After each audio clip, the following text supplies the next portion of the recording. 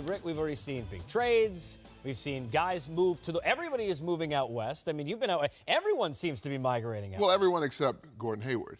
Yes. He's heading east. Yes, and I think true. a couple other players may be staying east. See, I like what you did there because that's we call that a segue. Let's talk about some of the guys who are staying east. Dion Waiters, suddenly his options for Miami opened wider as Gordon Hayward moved elsewhere to Boston. He gets a 4-year, $52 million deal.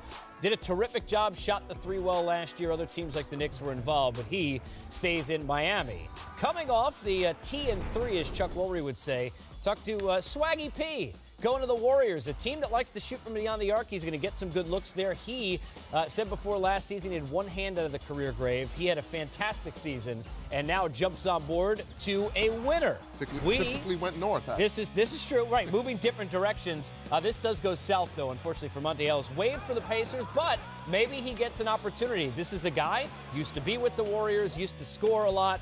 Ball in his hands, we know he could still make things happen. We'll see if he gets that. And making it happen with a year 18, 19, 20, I don't know how long we're going to go.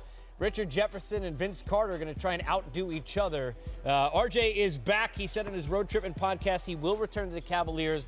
Big part for that, Rick. And look, from an energy and a lift standpoint, this guy played hard in the playoffs. He's had a role for this team now the last few stretches to the NBA Finals and is going to stretch us out a few more years. Maybe he'll get to 20 years. Swaggy was the guy we didn't think we were going to get near that, and it didn't look like there was necessarily a place for him, but he has really kind of matured his game. He's a guy who's played well, and now the question is, what kind of fit do you think he is for the Warriors? I think he's matured in general, which is good.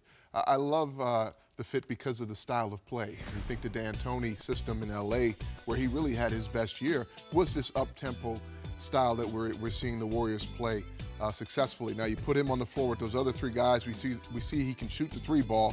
They actually go in for him. He's going to get some open ones because a lot of attention will be paid to the other players on the floor with him. Made 170, a lot of attempts, but you know what though? These will be open attempts.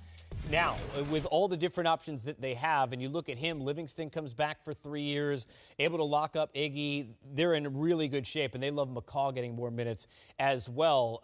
We look at some of the other things that have happened, and you wait to see now what could be next. Let's look at your 5 top remaining targets, free agency or trade. Who's on the list and why? Well, free agent-wise, Rudy Gay is now available, along with Kelly Olynyk, surprisingly, with being renounced by the Celtics. And then the vets. Rose, Anthony, Gasol, all being talked about in some form or fashion. Derek has some options to come in as a free agent. And then, obviously, Melo's been coveted by a couple top-tier teams in Houston and the Cavs. Will the Knicks, buy him out? And then Gasol. The Celtics don't seem to be done. They're talking about finding a way to get Marc Gasol. Rose could be maybe in line with the Clippers. And speaking of Carmelo Anthony, could be 2 straight years. Knicks get a former Bulls point guard, Rondo, and the Knicks possibly some mutual interest. We'll see where Rajon kind of fits in.